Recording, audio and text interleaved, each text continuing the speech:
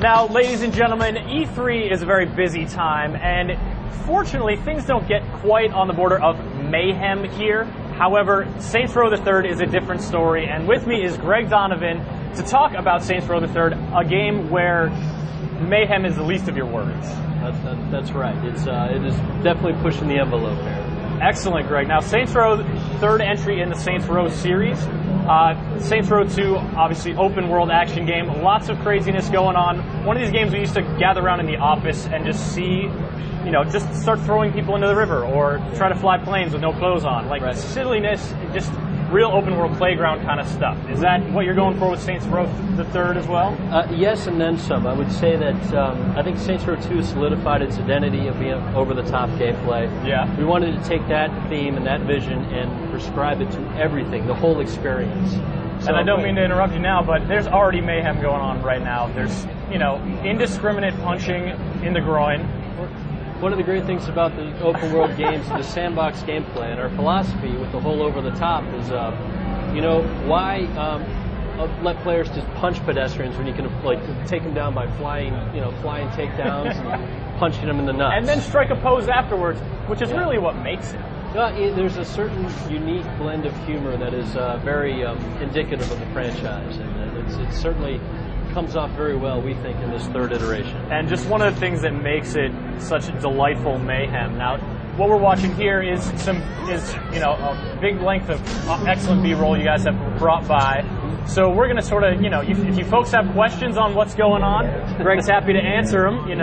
If you want to know why did he just have giant fists? What was that blue dangly thing that he just put away? Well, the whole philosophy is why give players a baseball bat? We can give them a giant phallic weapon. It's a lot more fun, again, hitting the over-the-top theme, fits in the universe.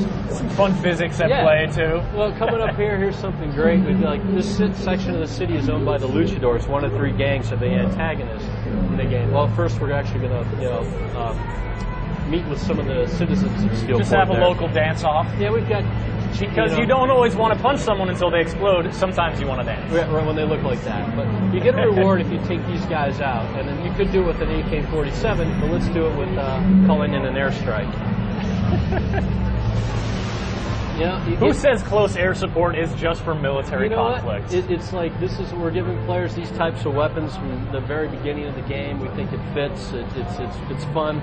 So right out the gate, people aren't going to have to wait too long to start going crazy. Correct. I mean, it's like the start of Saints Row the Third. The Saints are at the top of their game. I mean, they're well-known celebrities. They've licensed out their image on lunchboxes, bobbleheads, tennis shoes, energy drinks. So they've got all this money and power. And contextually, for design, it makes sense that we give players these airstrikes and fun weapons right from the get-go. Sandbox gameplay is more fun when you have fun toys to play in it. That's absolutely true. And when you can just pick up and get to that fun stuff, you don't have to wait a huge long time. Now, I presume there will be some kind of progress throughout. You will get access to different stuff or new areas.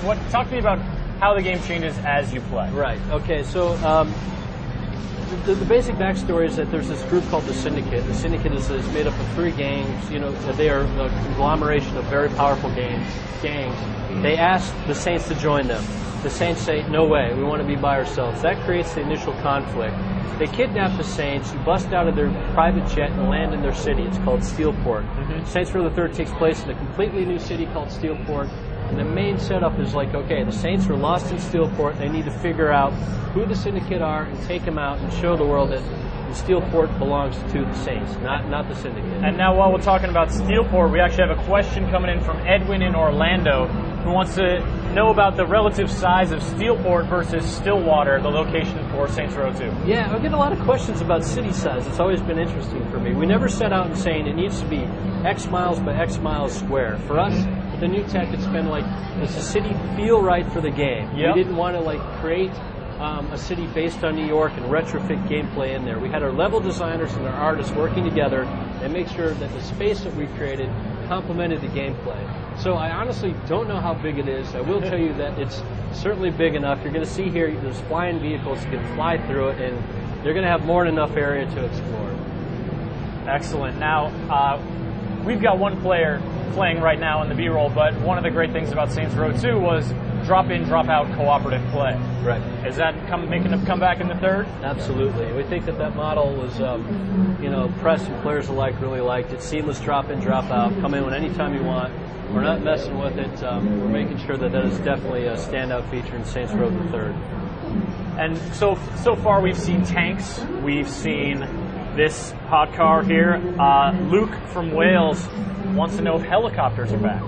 We have helicopters. It's very fortuitous that this question came in here right now. What a timely question, Luke.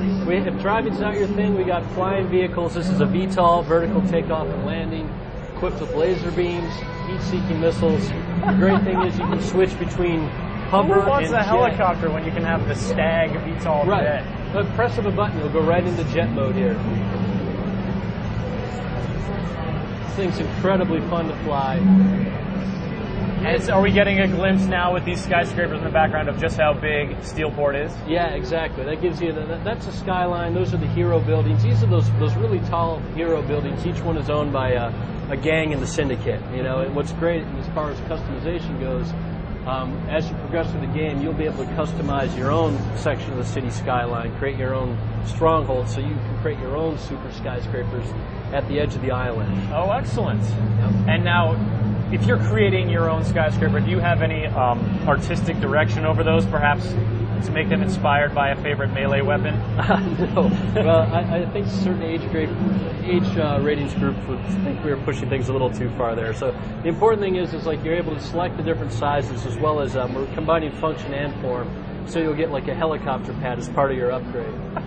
You're laughing. And now we're getting a couple of questions about, how many different kinds of vehicles are in there. And we've talked about a couple, but then to see these preposterous get-ups, I mean, it seems almost the question is, hard to answer because what is this giant cannon on the back of this? This is Professor Genki's super ballistic manifold. You can suck up pedestrians and then shoot them out. And Professor Genki's is a persona in the Steelport. In Steelport, he runs an underground activity called Professor Genki's Super Ethical Reality Climax Show. This is one of his vehicles. You can suck yourself up and shoot yourself out, as well as your co-op partner.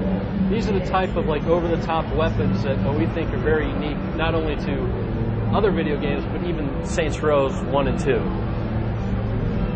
Yeah, I can't say that a portable human catapult with a Cheshire Cat face is something I've seen before. And that's a good thing.